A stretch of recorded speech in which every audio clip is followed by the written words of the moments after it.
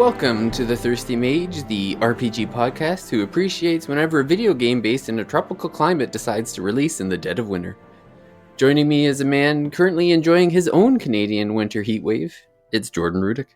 Can't even call it the dead of winter anymore. Like we had our cold snap, we had our snow, and that feels like it's in the rearview mirror now because it's been like 10 or 12 degrees Celsius the last few days, and so we've had some rain, but it's been unseasonably warm for. I mean, I say January, we're right into February here, so we're the light is at the end of the tunnel, literally.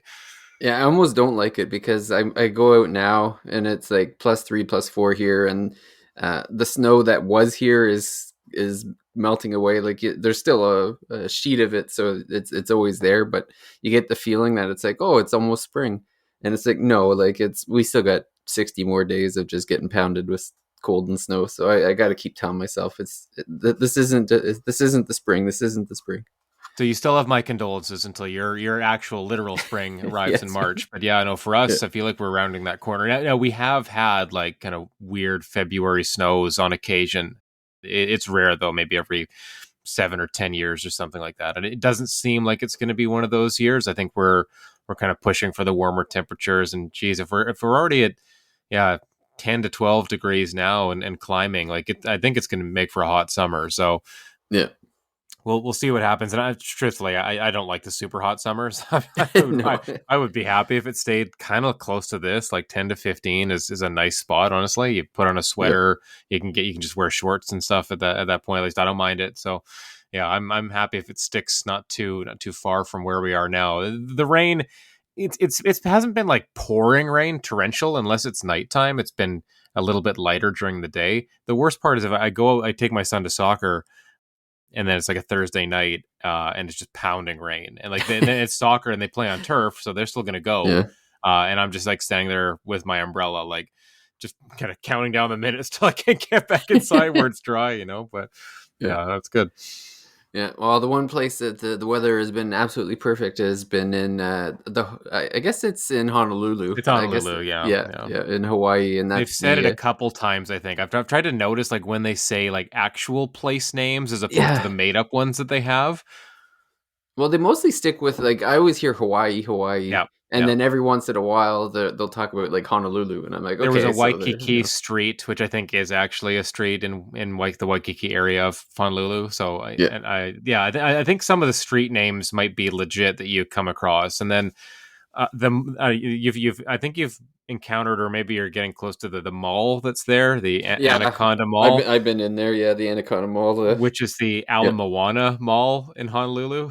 Oh yes, it's Ala Moana Anaconda. I'm like, I laughed. I'm like, that's so good. But they're just constantly like twisting reality in these really funny, comical ways, and it's such a charming experience so far.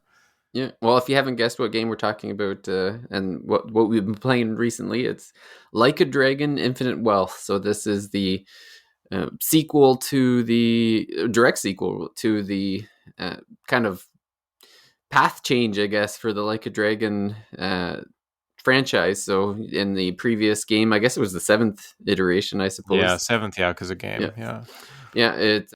We were introduced to Ichiban Kasuga. And now that kind of we've Kiryu's still around. He's actually in this game, which we'll talk about, but as main protagonist go, we've switched over to Kasuga, and we also switched over to a turn-based style battle system, which is still a little bit weird, but I'm definitely enjoying it. And so this episode is kind of the early ongoings. Both Jordan and I Jordan's a little bit ahead of me. I'm in the 4th chapter. I believe Jordan's in the 5th. I just finished the 4th one last night, so I'm literally on the screen that says chapter 5, and I paused. I paused it. I'm like, okay, this was going to be our stuff. We didn't want to go any further than this point, so I got to there, and I'm like, okay, put the controller down. And I was playing a little bit later last night than I intended. It was after 1 a.m, but I had to see the end of it through. And the way the chapters generally end is there's some kind of like what they would consider a dungeon, right? And there's a dungeon, and then you get usually some kind of a boss or battle gauntlet. You're doing a half a dozen or a dozen combat encounters, fight a boss, and then you get a big story drop. Usually somewhere in that last like 30 minutes of the chapter ending, you get some kind of revelation or it's some kind of big plot movement, which makes sense. Like it's a good balance between the combat, which I think is excellent. It's an improvement on the original. More on that later.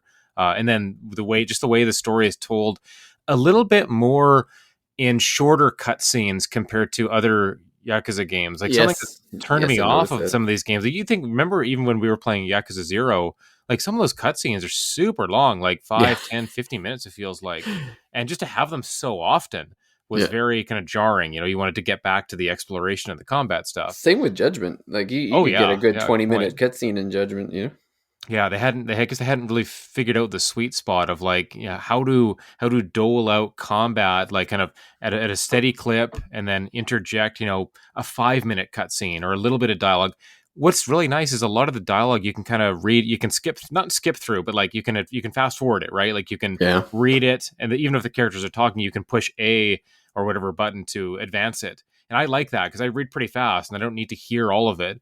And then there's fewer of the kind of cutscenes that you don't really skip, right? That where there's no button, you'd either skip the whole thing or watch the whole thing, right? There's fewer of those kind of, I guess, pre-rendered or something like that. They're a little bit better animated, those ones, obviously, because they're not kind of in game necessarily. But hmm, yeah, I'm really digging the way they've adapted and even pushed this game to different limits and boundaries compared to the previous Like a Dragon game. yeah. So no worries about spoilers. We're not far enough into the game to spoil anything, but we will be talking about the first few hours, which we played through now. Mm-hmm. And I guess to set the scene a little bit, we'll just set up how we're playing because I know. So I'm playing on the PS5, and sorry, Rich, but I'm playing with the English voice acting. I'm sorry. That's I 2 for 2 on apologize. disappointing Rich on this podcast, I think. But Yeah, I think so. I But am gonna switch back. I'm gonna switch to Japanese about halfway through because I want the comparison. I like that idea, but yeah, I definitely yeah. started English too. So did you end up getting an Xbox version? Here's my story. So this is good. So I had a PS5 copy pre-ordered at GameStop, but it was a GameStop that's not where I live. Like it's a couple towns over. It's where my in-laws are, so we go there for dinner on Sundays. I pre-ordered it there. Kind of, I stopped there a month or two ago before dinner and just did the pre-order, which is fine. And I don't mind, driving out. There's about 25-minute, 30-minute drive, not super far. But the whole time I'm thinking, okay, like yeah, I can go get this PS5 copy, but I kind of wanted to play Xbox. I wanted to play on Xbox because I just feel like I'm in this ecosystem right now. I'm getting the gamer score and the achievements there. I'm collecting these Microsoft reward points and cashing them in for gift certificates or gift cards, like Xbox gift cards and stuff. So I was like, okay, like I'm just kind of cozy, wintertime cozy in my recliner in my office where my Series X is set up. So I was like, okay, I've decided I'm gonna play here, but I had a couple other pre-orders at my local GameStop, which is closer to my place. So I went there. I'm like, okay, I'll just cancel one of my other pre-orders and move that credit over to Like a Dragon and just get the physical Xbox version. I won't have to pay any extra money for that because I already had fully paid off pre-orders. I go to my local GameStop and I ask them, okay, hey, I've got a pre-order. I want to switch it to Like a Dragon, Infinite Wealth. Do you guys have any Xbox copies left? And he said, no, dude. They got one physical copy for Xbox, and One. that went to a pre-order, so that was already gone. But they had PS5 ones, but I was like, no, I've kind of committed to playing on Xbox. One physical copy. I called the GameStop a little bit further away from my place that I already had the pre-order for like Infinite Wealth at, and they said they didn't get any physical Xbox copies. So I got to call Phil Spencer here and figure out what's Oh going man. on with the. Have they really abandoned the physical ship here? Are we not Yeah. getting any more discs for Xbox? Like, I mean, we know the next Series X. I think we know this. The next Series X version Pro or just a slight upgrade. There's no disk drive, right? There's no. It's digital only, and the Series S is digital only. So this could be the death knell, or maybe we're seeing in real time the death of physical Xbox games, right? Like Yeah. we're closer to that than ever before, I guess. Yeah, that's wild to me. Like, yeah, I don't know.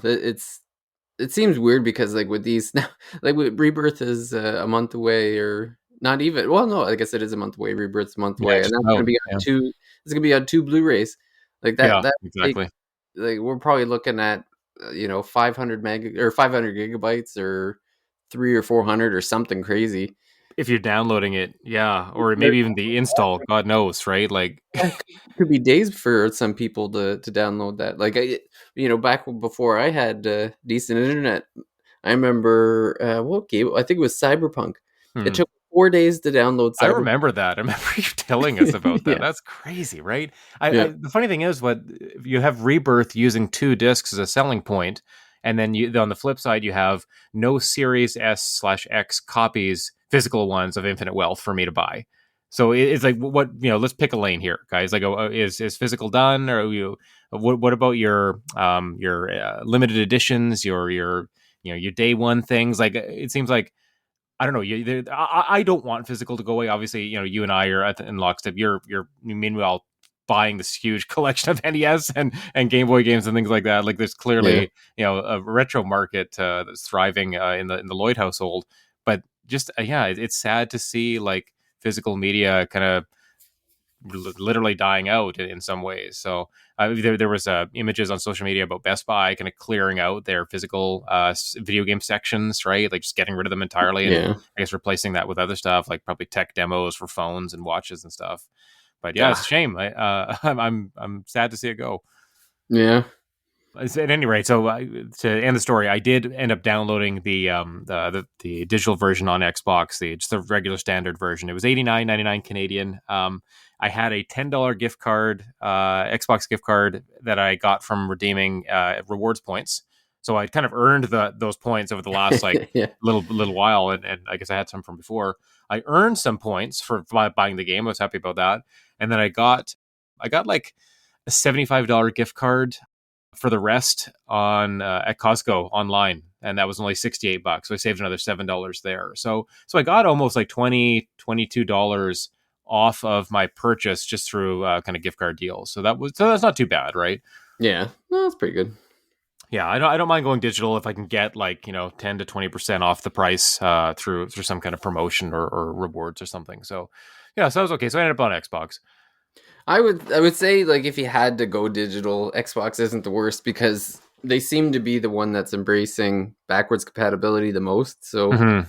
you would think, in the long run, potentially, if there is a new system, it'd be safe enough to assume that you A should little get a good safer on 10 year Xbox for 10 years sure. ish for so that it's not just one day the shop is gone and your purchases was a 10-year lease or something. And it's kind of built in, right? Like if you're embracing digital, then you in a way you are embracing backwards compatibility, right? And we know they've made efforts and strides towards that goal for some time. Whether it's bringing original Xbox games, 360, Xbox One games that are still playable today Yeah, on your Series S and X, like that is commendable. And yeah, I'd be less worried about having a digital game on Xbox be unplayable in a decade than PlayStation or Nintendo, right? Those ones I'm a little more skeptical. Nintendo, because of their ineptitude when it comes to online services, well, and shutting everything Sony. down now. It's like if it's not Switch, it's like just going down the toilet. Exactly, right. It feels that Yeah, way, and then you've got Sony on the other hand, who they're just kind of a little more cutthroat. It feels like they'd rather have you buy things again, or you had Jim Ryan making comments about people not playing who plays old games. Like it's yeah, a lot of us, even if like the maybe the money or the dollars don't bear that out. I think there's a very vocal minority to maybe middle group that does like to have access to all our games. So, and yeah. then there's preservation, right? Like we have to think about like just games, going away forever. Like that idea just sucks. And so I'm more inclined. I want to support companies that are a little bit more in favor of finding ways to keep things alive. But yeah, getting rid of the physical media, I don't know, not in favor. Nope.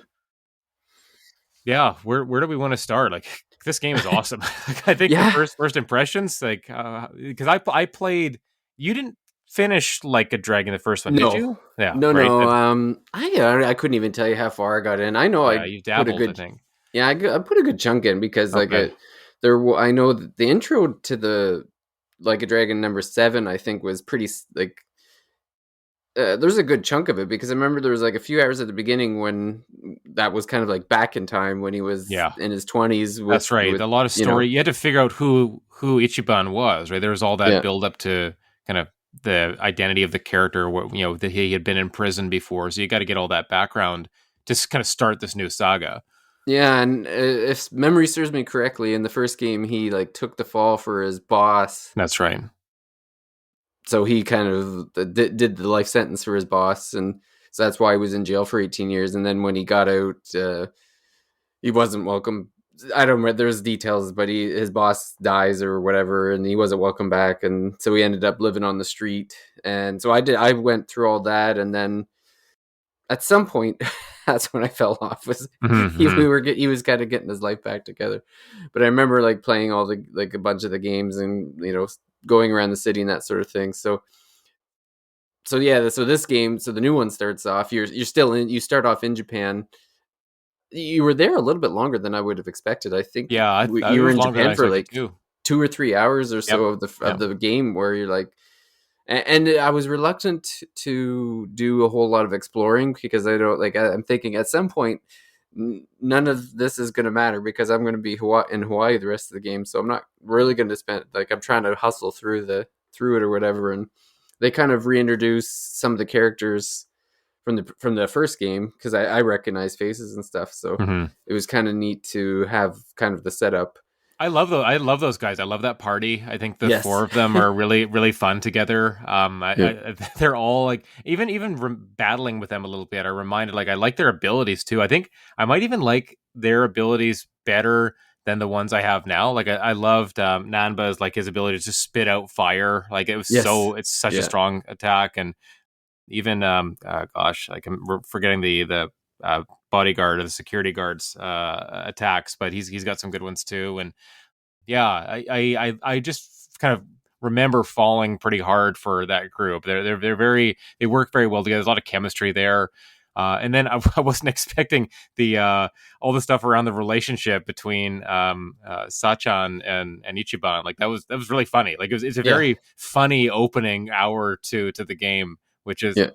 kind of it's oh yeah, again, just totally unexpected. I'm like, oh, we're gonna get to Hawaii in like the first 30 minutes, first hour, and you're like, no, we gotta deal with Ichiban's love life before we go. Like it was just Yeah. odd and kind of a nice surprise, I guess. Well, and it was funny too because like they had him being very awkward and everything, and then when you think of like he's in his 40s, so it was kind of funny to see like how awkward he was socially, and then seeing it's funny because you see like he's kind of got his life in order. He's got a nice job. He's helping the community.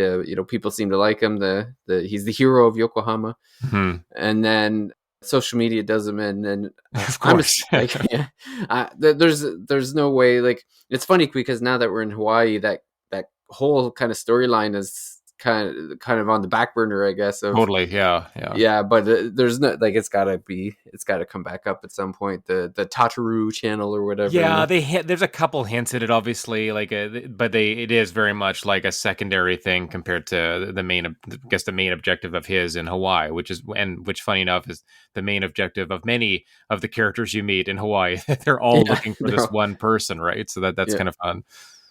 Yes, and I think it's a good premise, like the to have oh it's he's going to Hawaii to meet his mother, like he didn't know she Hmm. was still alive. So to have him go back there, and then yeah, to find out that Kiryu's in Hawaii and he's looking for her, and all these shady characters are looking for her, and then the I was totally like not expecting the initial like when you get to Hawaii, he pretty there's some funny stuff that happens when he first gets Hmm. there, Yes, yes. but eventually, like he pretty quickly gets to his mother's house and meets a woman who claims to be the maid or whatever. And I was surprised. I'm like, wow, we really got here quickly. And then all of a sudden, things turned out bad for Kasuga, and I was not expecting. I knew there was that scene where he wakes up on the beach naked. Yeah, we I were was just not waiting for expecting that to it that quick. happen, right? Yeah, Like when is he going to have this embarrassing moment, and what is that going to lead to? What part of the game is that? You figure like it's going to be pretty early, but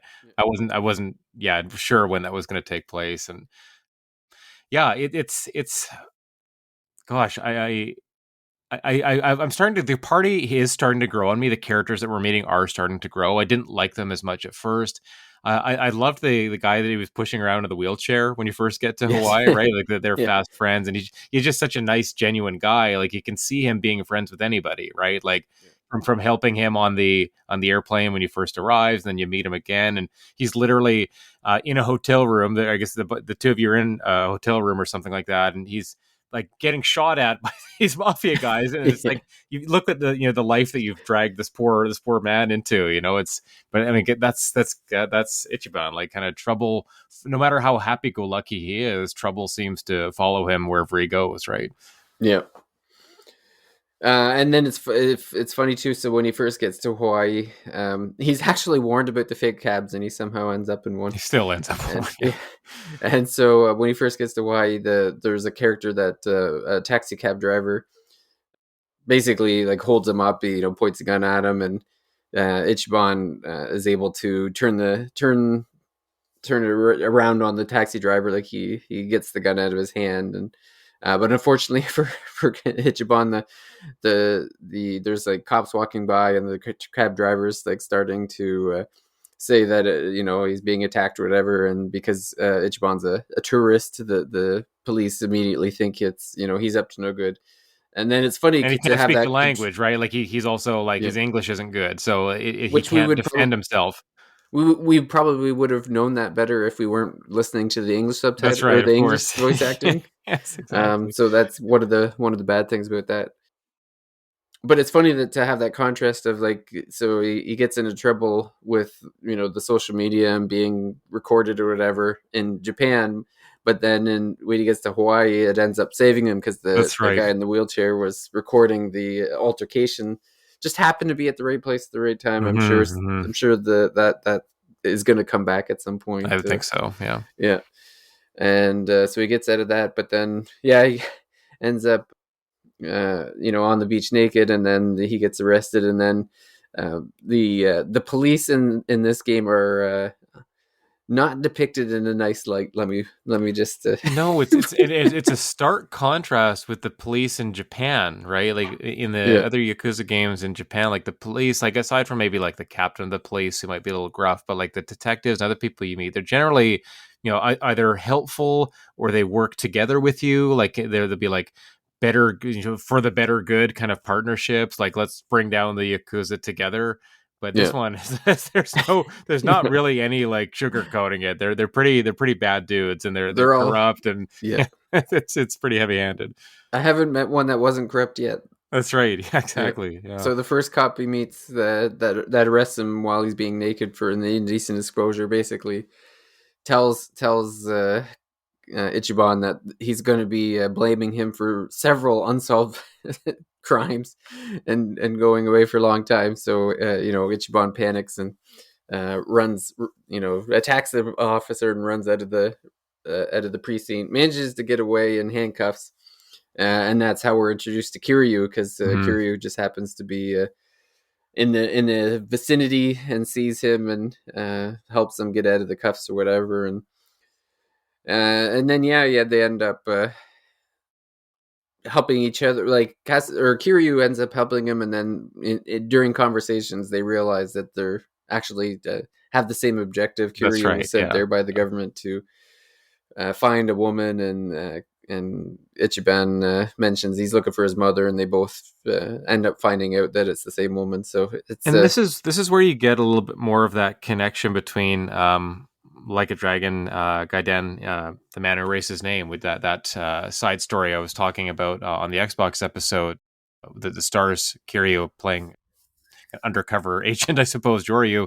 yeah, You get that connection of like, okay, you see like the agency that he's working with, and Kiryu refers to them frequently, like, oh, these are the guys that kind of fund the operation here. Like, I have to report back to them. Like, it's a mission kind of given to him by them, right? So he's kind of following their lead, and so they keep coming up a bunch of times. And so you see those threads kind of connecting between Infinite Wealth and that spin-off game, the Like a Dragon Gaiden. So it's cool. Like I love kind of seeing all the pieces come together. obviously you have the references back to the first Like a Dragon game in the first chapter and a half of Infinite Wealth. So they're doing a good job, I think, of at least at the beginning here, kind of spinning this tale that brings in all that's kind of come before. And so if you are rewarded for having played these games, I think I'm getting that sense. Kiryu is great in the game, obviously, super tough, super cool. I kind of like his new style, the short kind of gray hair, the graying hair, like he's getting older and everything, right? But he's still a total very badass. stylish. Oh yeah, like, no, he got his his nice pants and his belt and his shirt, but still beating everyone into the ground.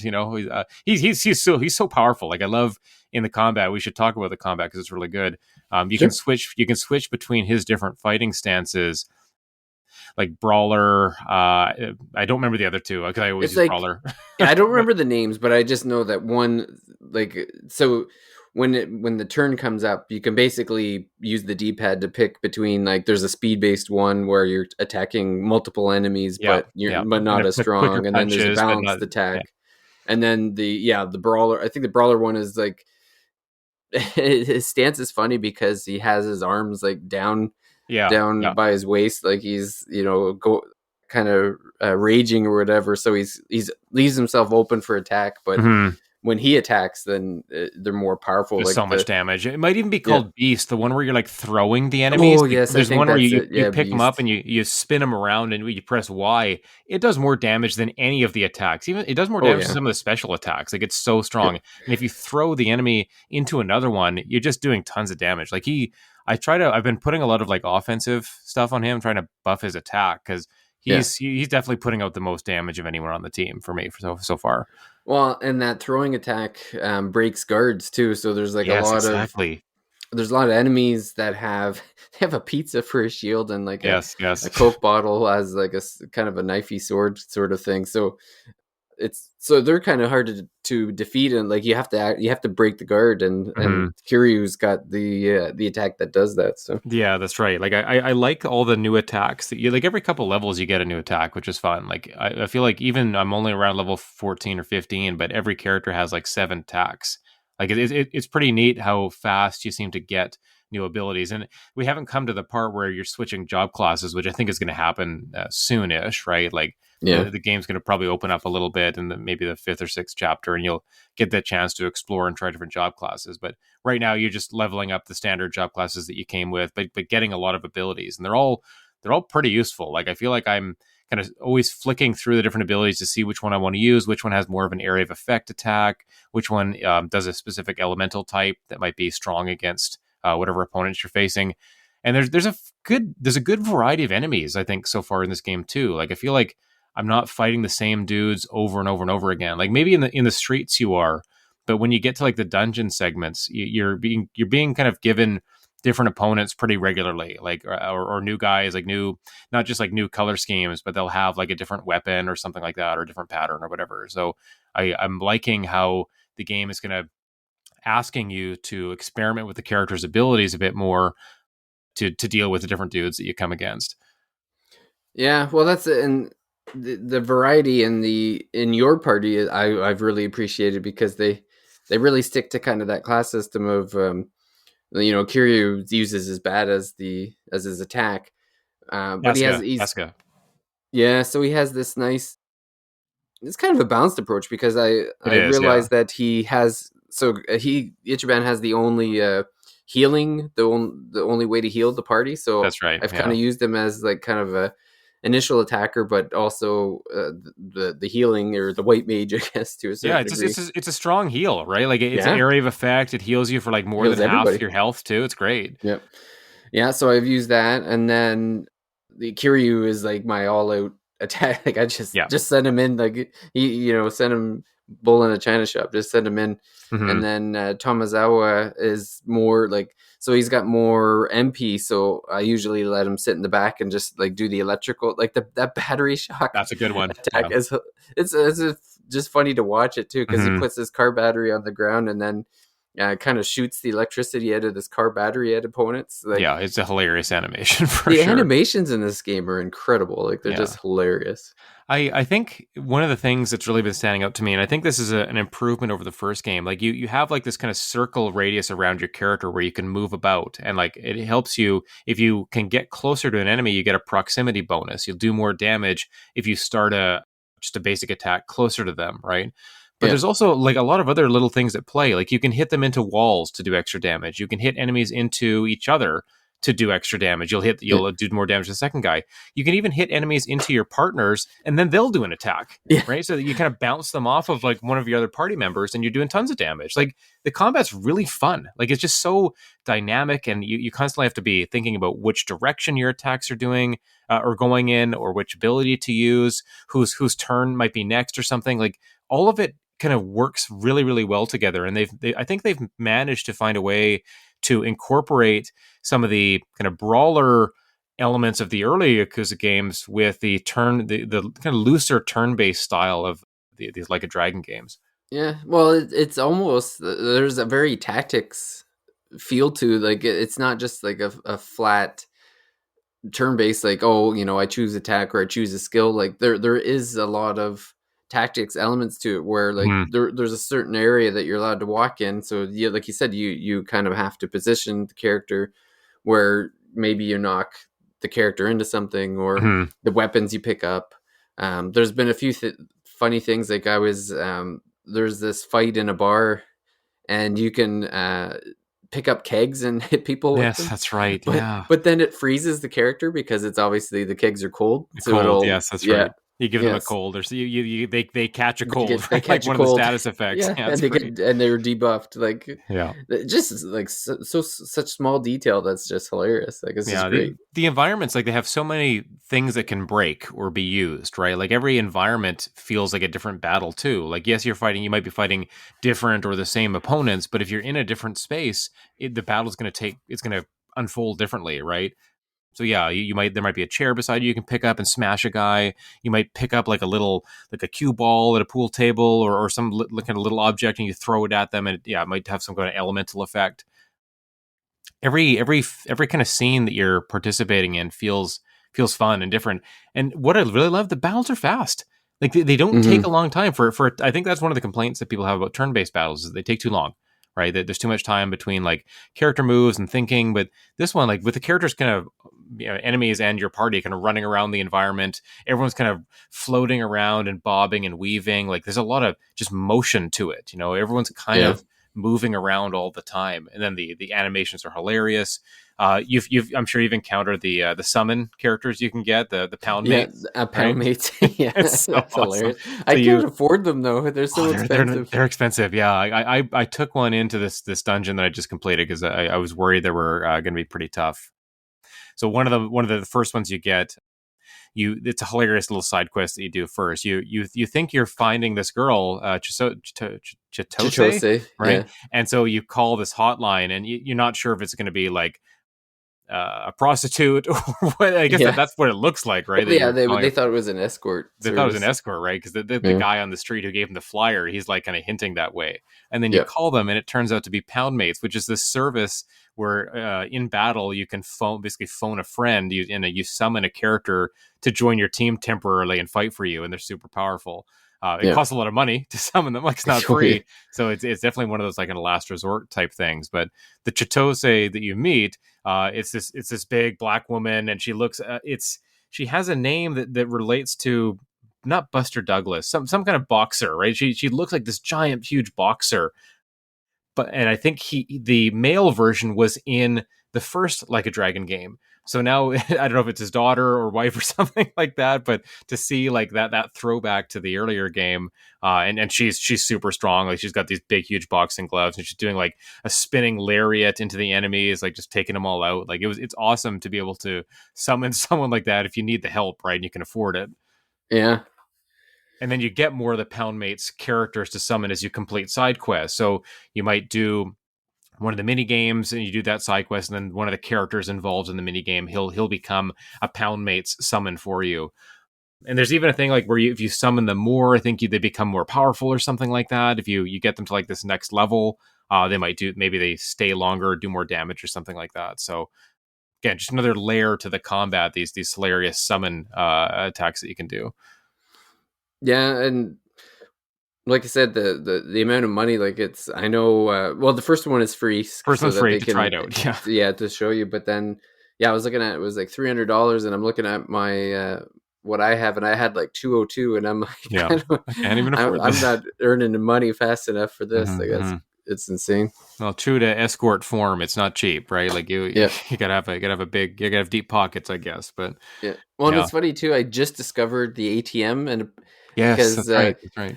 because the way that it works in combat is if Ichiban is knocked out, that's like the fight's over. So Mm-hmm. it's you have to keep him active the whole time. The other characters can be knocked out, just not Ichiban. And if you're knocked out, you lose money. Like Yeah.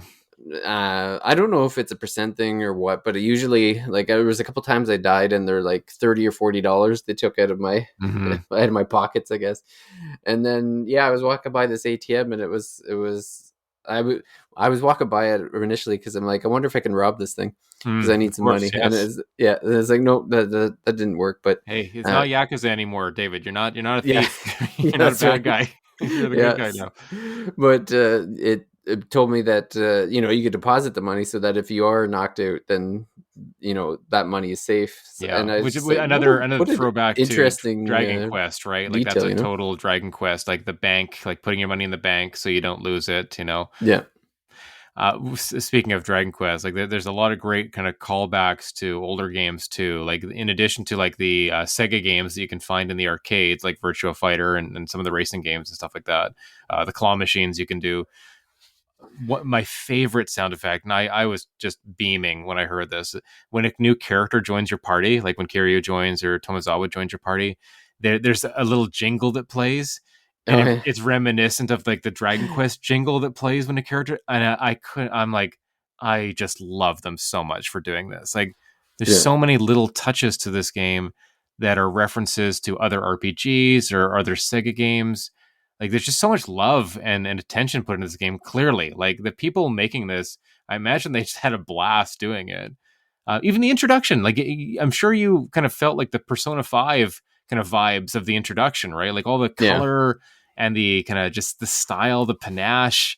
It felt really artsy. Like it yeah, reminded me so much of the beginning of Persona 5, like just the cutscenes and all the presentation of it. Like the people making this game, they've got confidence, man. Like yeah. there's a flair and a kind of flair for the dramatic even that Yeah. this game Well, has that I'm really digging. I can't believe how much Pokemon stuff there is in this game, because Oh, there's yes, there's like yes. and it's like the entire game. Like there's a whole sub game called like Suji. I think it's Sujimon, Sujimon. where it's basically like when you defeat the enemies in the game, then you can bribe them with gifts to join your party in this underground like fighting thing, where it's like, so the enemies in the game become almost like Pokemon in this tournament, where you put three of them, you put three of them in this ring against three other people, but you were commanding what they do. Yeah, And they're like, I don't know, at first I was thinking it was like some kind of digital thing, or no. It's like, no, it's just humans, they're just people, just go out that's there and right. fight. Just the people They're, are your literal Pokemon here. yeah. So you got this whole thing, and it's all based on like, there's like the Elite Four, and there's this like professor who's convincing you to become the tournament champion or whatever. So Hmm. it's all very like Gen 1 or whatever. And then the last thing I did before recording was I played a version of Pokemon Snap, Oh yes, that's right. where you sit on a trolley and you're going through Honolulu, and it's so weird because it goes like, you're supposed to take pictures of sickos, and it's all these like ripped guys, very muscular guys that are Yeah, wearing like butterfly masks, and they're like right. popping out from behind bushes, and they're Oh like my hanging from goodness, street poles and stuff. You're supposed to take pictures of them so that the police can round them up. I love it. And they're just like, what is going on? But it's totally Pokemon Snap. I mean, it's so there are entire games inside this game, right? Like Yeah, the mini games and the side quests, the activities, like the dating stuff, like all the friends you can make in the game just by you do the hang loose sign to make friends with people on the yeah, street. Like it's just, I'm just flashing it all the time, and then all the random people just turn around and give you the hang loose back, aloha. Yeah. It's just so cute and so just Crazy brimming. delivery. The pizza delivery on the bike, it's like Crazy Yeah. Taxi. Like there's just so much life in this game. Like it is amazingly full, and like I've liked this whole series for just how much there is to do, and this seems to top them all, like without question. Like Well, yeah. the depth to the activities is what's crazy, right? Then the dating app that's supposed to give him the experience so that when he goes back to Japan, he'll be he Yes, won't be that's so right. awkward around Yeah, Saichon. yeah. But then it was such a weird because it's like I don't even know how to describe it. It's like basically I couldn't even find it. Like it wasn't on my phone or anything because I was like, wait, I haven't done this in a while. I Should I think you be have to like go keeping back to the tabs on this? woman, right? You have to go back to Yeah, so I'm that gonna woman have with to the I'm gonna have to mask or find her. whatever. I Yeah. can't remember where she was, but I wanted to do it again too, just before the podcast to remember like what is this actually about. I remember you have to type in the press a button sequence as fast as you can so that yes, you get extra because points or whatever. you have to pick the response that you think that the person you're talking to would want to hear. That's So there's right. like a That's little right. social aspect to it. But then, yeah, there's like a mini game of Mm. it goes into like speed mode where it's like you Do have as to hit many these as you can in a minute or something. yeah, so that you have to hit the button combinations that come up so that That's right. so you'd be hitting like circle, square, at cross or whatever, Yeah. and Yeah. then if you get the right combo, then these messages are going up, and then it ends with the first one ends with you think you're gonna meet this woman, but then it ends up like she hired some guy to meet you instead, Yeah. just to Exactly. brush it off, Or is whatever. it Because some she, catfish or something like that? yeah, Like typical like 2024 social media kind of stuff. yeah, And I imagine we've only scratched the surface of all the kind of side activities you can do this game. Like Infinite Wealth is more like infinite mini games. Like yeah, there's so many things to do here. And I mean, I love those distractions. At some point, I want to get back to the main story, and especially with Final Fantasy upcoming. And I do want to dabble in Persona 3 Reload, I think, before Final Fantasy. So yeah, February is going to be just a busy month of like these top tier RPG experiences. We're so spoiled early on this year, like I can't remember a time where we had three within a month of each other that are yeah, all like, we're talking probably 90% Metacritic games here, right? All three of them I could see. yeah. I think the first two already have like Infinite Wealth and Persona. I think are hovering around 90. Is there any chance Rebirth is not 90 plus? Like I think Oh, it's zero. frig! Like come on. It looks incredible. So They're doing. I just saw they announced they're doing like another direct on the game next week. Like there's going to be a oh literal yeah, Rebirth focused Sony direct kind of thing. I'm like, okay, well, yeah, they're obviously probably a demo coming for this oh game. Like, yeah, I can't right, can't wait. But yeah, yeah, Infinite Wealth has been a treat. Just constantly getting new things that just put a smile on your face. Like Ichiban is so funny. We were talking about just before we started recording about just the dialogue that plays as you're walking around. Like just kind of dialogue between the characters. Like they're just having conversations to build up their yeah. relationships, and those are really funny too. Yeah, I was telling Jordan before I was laughing out loud at the Tomozawa and Ichiban were having a discussion about why it was called Genesis in the West when it was already called Mega Drive in Japan, Yeah. and they couldn't figure it out. And so, what's your opinion of Honolulu so far? Like, yeah, Yakuza is so ingrained as like walking around Japan that I it's know. like, are you finding it weird Well, to no, have I this? mean, I've been to Hawaii a bunch of times, and it's kind of strangely making me nostalgic for those experiences of just being in Honolulu. Like we went there. I proposed to my wife, in Honolulu on a Hawaii trip. Like it's a very special place. Like, and I want to go back. I want to bring my kids there. And so walking around the streets, seeing the buildings and the names of things, kind of being reminded of like, oh, this area is talking about Diamond Head, like the big mountain there you can climb up.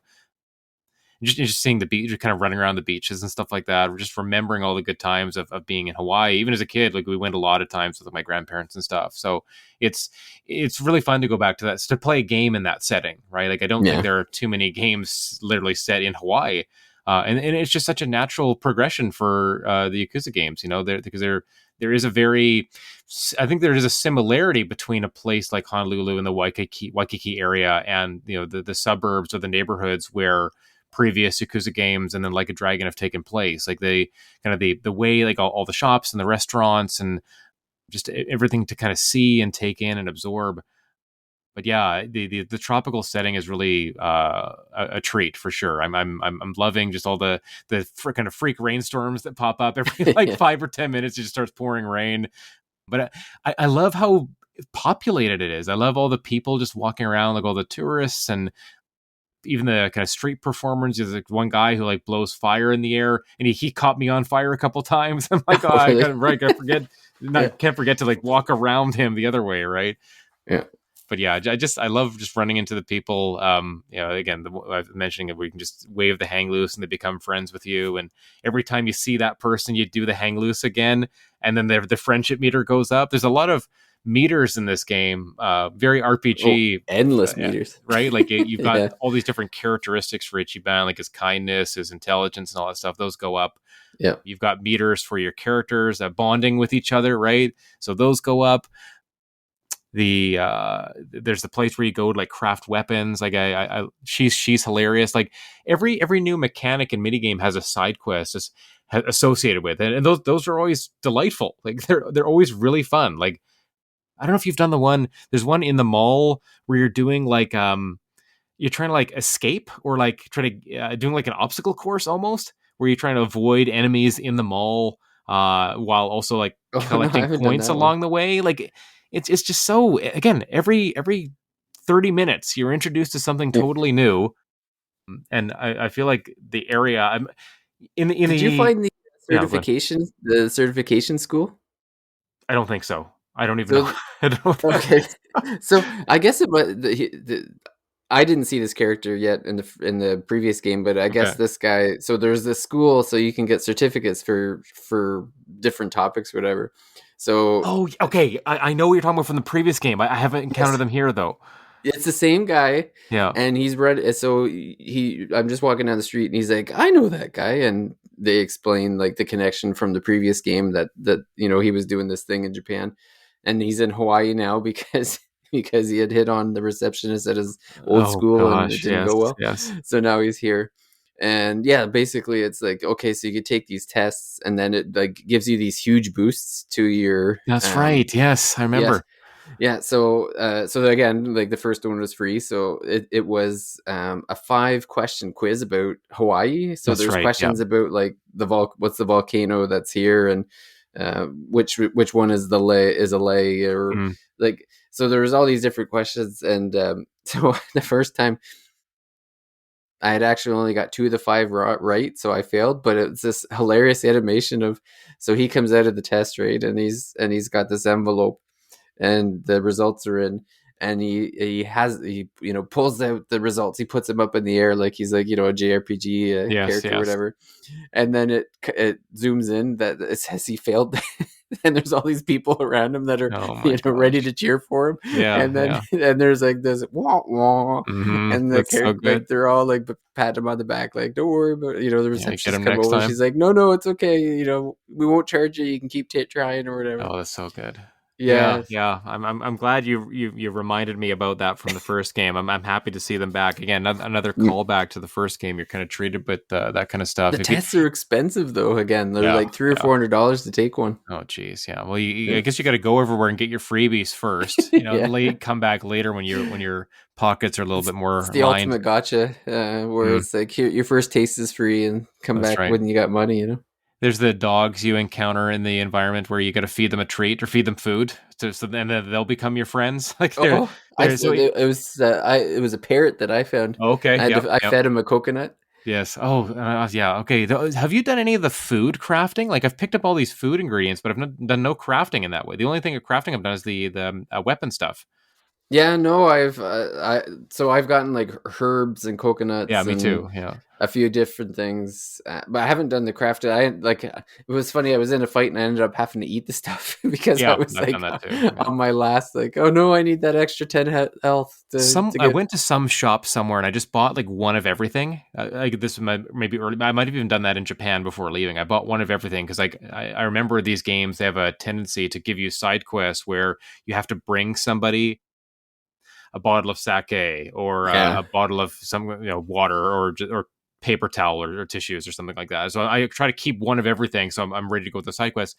This game, I haven't encountered that as much, so I've just I've stockpiled all this equipment, all these items. I'm like, It's pretty but cheap too. they Like, are, and it's been nice to yeah, have it. It's been nice to yeah. have it during the battles, because again, you got to keep Kasuga, probably above 50% health just to be safe. Because the guys with the guns, like the shotguns and stuff, pistols, they can put out a lot of damage. You Yeah. got to be really careful about those guys. So that's my only one beef with the combat is the perfect guard. Yeah. Like I don't know. It's fine, but it's just like I always find myself either forgetting to hit the button to try to guard or jumping the gun where I'm like, okay, is it going to hit me? I'll hit it now. Like I'm finding hitting the right point is always just a little bit off. It's hard. Yeah. Yeah. I find you get into a rhythm with it. Like once you hit it a couple times in a battle, at least for me, I found it easier to keep going with that. Because you kind of recognize each weapon has its own kind of timing, right, that the enemies are doing, or each attack they do. So you have to kind of really hone in on what it is. It's you got to go earlier rather than later, I think is the idea. I think so. The other thing is, you know what? It doesn't save you a lot of damage. It's maybe 10%. Or so. Like it'll go down from like 30 to 25. So it's not a ton. I think you're still going to take a fair bit of damage. I think they wanted to make it it's not like a Mario RPG or something like that, where it's the difference between 0 and 100. Yeah, it's not right? It's not as punitive. No, not at all. I think it's just another thing to kind of keep you on your toes in battle. If you want to do it, if you get good at it, like great. But I don't think it's a be all end all, fortunately. So yeah, I think the timing is tough. I'll agree with you there. But I think it's fortunate that it's not a requirement of succeeding in combat, I would say. Yeah. Yeah. Oh man, it's daunting trying to talk about this game because there's just so much going on. And there's so much to come. Like I haven't really been exploring. Like I've been kind of just going from like the main quest or objective pink beacon on the map to the next one, and then I might do a little detour along the way. We haven't talked about the have you gotten the Segway scooter that you can ride? Oh no, I need to get that. Oh yeah, it's hilarious. So you do a side quest and you pick it up, and then you fight some guys and stuff like that, and then you have it the whole time. You can actually use it to not instantly, but automatically go to your destination. And along the way, I was using the automatic one. I wasn't paying attention. I was on my phone or something, and I was driving. I guess I was riding past a car or guys, and the car stops, and they get out, and I got to fight them. And this happened like 3 times in a row. Like I guess I was going down the middle of a road, and the cars were going the other way, and so I kept having to fight these guys on it. So the auto pathing, probably not the best option. You might want to control it yourself, but there's a battery on it. You got to charge. I think you can get new batteries for it too. Oh man, I gotta find that. But it's fun. It's fun to just ride it around. You go a little bit faster than just the running speed, which is nice. Yeah. Well, the map is deceptively large. Like I'm looking at the map and I'm looking at it thinking, okay, that's not that far. But then when I run there, I'm like, that took a really long time. Yeah. Running from point to point, everything's a little bit more spread out. Given this is America and not Japan, where everything's kind of closer together, it makes sense that you would have some device for getting around. And so the Segway has been nice for that. Well, I've been taking a cab a lot because I'm like, man, that's only it'll take me 15 minutes to get over there. No money left. You're blowing it all on taxis. Yeah, I'm not walking all the way over there. It's like 20 minutes away. I guess the nice thing is like the walking can be fun, right? Because there is so much to see and do, and if you know the path you're going to take, you can kind of see the objectives and the side quests along the way. So you can be like, hey, on my way, I'm gonna stop at this like conversation point. I'm gonna stop at this side quest, and you can kind of plan out your route and all the little kind of extracurricular stuff you want to do along the way, which is fun. And I'm going to start doing that in the next couple of chapters, I think. Definitely dense. Like there's lots of, there's always stuff to do. It's like, you're not just walking through like empty streets or anything. Like there's always someone to wave to, or, some store to go into, or it's just packed. And so what would happen is in other Yakuza games, the brawler ones in particular, like I would find myself like avoiding a lot of the combat just because, it took a while, or I wasn't very good at it. Like I wasn't good at like the parrying and the dodging and stuff necessarily. But this game, I really like it because like you level up, you get all your health back. obviously that's not a part of the other Yakuza games. Like you need to have health items and stuff like that. Mm-hmm. But also the fact that in the oh God, I lost my train of thought here. The fact that the combat's pretty fast, like it just doesn't take a long time. Like I don't feel like it drags the experience down. If anything, it's more like a variety thing. Plus, you get all your points going up. You get the money you want to spend on things, right? So the combat, just a really excellent part of this game. Like it doesn't detract at all. I think they've improved it. I think they've made an even stronger case for this series going turn based, or for Ichiban to continue to have like his own kind of spin, this own Like a Dragon series, and maybe they do a separate brawler one. Maybe it's the Judgment line continues, or another Kiryu kind of character comes up. I don't know, but I sure hope they kind of keep iterating and doing what they're doing with these games. Yeah, well, yeah, definitely. It's kept my attention. I've been all over the place for the past few months of jumping from game to game, so it's it's definitely I'm coming home at the end of the day thinking like ready to play. I want to see what happens to Kasuga next. Yeah, me too. Like the story, I think the story is compelling. The character relationships, again, they're growing on me. I finally got the fourth party member, so that's been fun. Having the full kind of complement, and it makes the kind of combat spaces a little bit more enclosed, because you have more friendly faces to hit enemies into, right? That's just more, I'm going to have more of my party members around the map kind of wandering around a little bit, or around the combat space. So there's more opportunities for me to do like kind of follow-up attacks and stuff like that. So yeah, I think the combat's going to be even more fun when you have the four party members. At least I found that since they joined my party. So yeah, I can't wait to keep playing more of this game. I think about whether I'm going to platinum it or getting all the achievements. I haven't even looked at the achievements. I don't care. I'm just kind of losing myself in the game. But I think Studio RGG has definitely jumped to the top of my like, whatever they make, I'm probably going to play it. Like it's a day one type studio for me now, I think. Yeah, no, it's been great. I mean, we've loved all the games of theirs we've played, right? Like, no complaints. There's nothing like. They're just nailing it. Terrific game. Yep, for sure. I think we'll probably call it here. David needs to hop off here and get to the end of chapter 4 if he wants to stay up late.